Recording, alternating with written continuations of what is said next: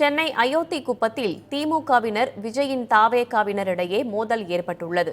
கூடுதல் விவரங்களை வழங்குவதற்காக செய்தியாளர் அன்பரசன் இணைந்திருக்கிறார். அவரிடம் கேட்கலாம். அன்பரசன், என்ன நடந்தது? மோதலுக்கான காரணம் என்ன?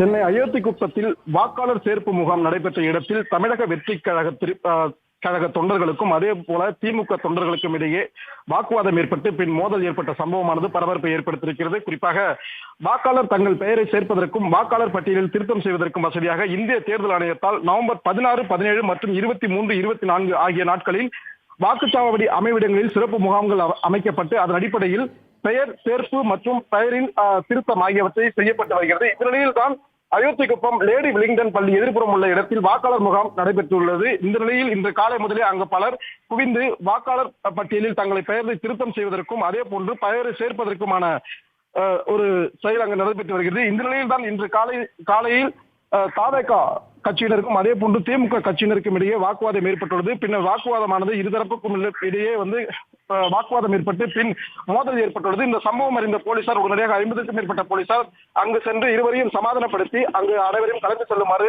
செய்தனர். இந்த சம்பவமானது தற்போது பரபரப்பாக நிலையில் இந்த சம்பவம் குறித்து தற்போது மெரினா போலீசார் விசாரணையில் ஈடுபட்டு வருகிறார்கள். தகவல்களுக்கு நன்றி அன்பரசன்.